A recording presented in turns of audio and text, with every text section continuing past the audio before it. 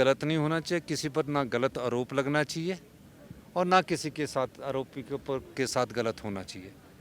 उसकी फैक्ट्स जब आएंगे तो चाहे कानून के सामने कोई मुख्यमंत्री हो, कोई डीजीपी हो, सब पर कार्रवाई संभव है। लेकिन अभी फैक्ट्स जो है वो सारे फैक्ट्स के पुलिस अध्ययन कर रही है। सर, विपक्ष कह रहा है कि 10,300 करोड़ का लोन ले लिया है और अभी तक देखिए 10,300 करोड़ का लोन तो भारत सरकार से दिलाओ ना, हम तो लेने को लिए तैयार बैठे हैं, उनको बोलो। हमारे को तो लिमिट ही उन्होंने 6600 करोड़ की कर दी है।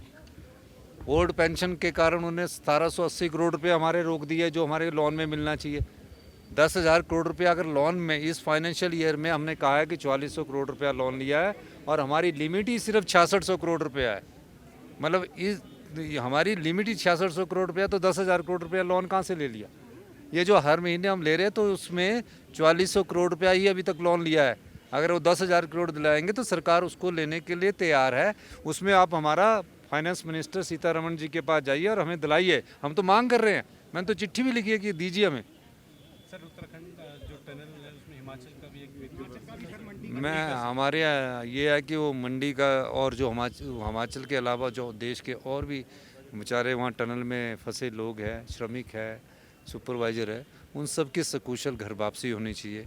काफ़ी दिनों से फंसे हुए हैं और मुझे लगता है कि भारत सरकार और SJVNL और जो सड़क बनाने वाले हैं वो मेरे ख्याल आज या कल तक उन सब लोगों को सकुशल घर वापसी ला देंगे। जो DA की मांग है वो उनकी जेन्युइन है। सरकारी कर्मचारी जितने भी हिमाचल प्रदेश में हैं उनका DA 12% हो चुका है, लेकिन पिछली सरकार ने जितनी भी देनदारियां हैं और जितनी भी सरकारी कर्मचारियों की लायबिलिटी है वो हम पर थोपी है।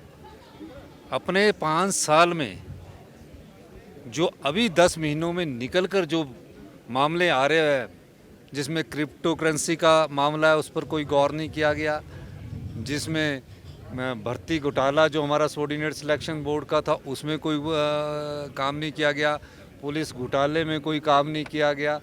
ये सब स्थितियां जो पैदा हुई है ये पिछली सरकार की जो व्यवस्था थी और उनकी जो आंख मूंद करके जो सरकार चलाई उसके कारण हुई। हमारी सरकार बनने के बाद हमने 10 महीने में वाइल्ड फ्लावर का केस जीता, पोस्ट कार्ड 817 का केस जीता, उन बच्चों को हम रोज़गार देने जा रहे हैं। और जितने रिजल्ट जो सबऑर्डिनेट सिलेक्शन में जो भ्रष्टाचार हुआ और जिनमें कोई केस नहीं बनता था उनके हमने सब रिजल्ट निकाल दिए। और जो नया चयन योग था, राज्य चयन योग, उसको भी बना दिया गया है।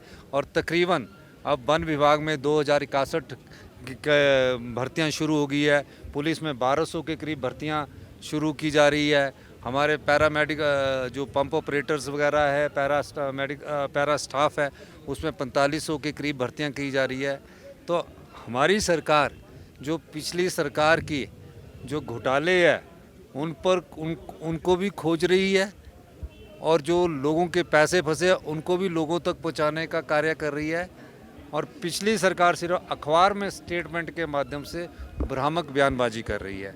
चाहे माइनिंग का 100 करोड़ का घोटाला है, उसका वो पता लगा है कि कईयों के पास माइनिंग लीज ही नहीं है, कईयों के पास कंसेंट ऑफ ऑपरेशन नहीं था कि उसको चलाने की जो परमिशन देती है पोल्यूशन डिपार्टमेंट वो ही नहीं था, कईयों का माइनिंग प्लान ही नहीं बना हुआ था।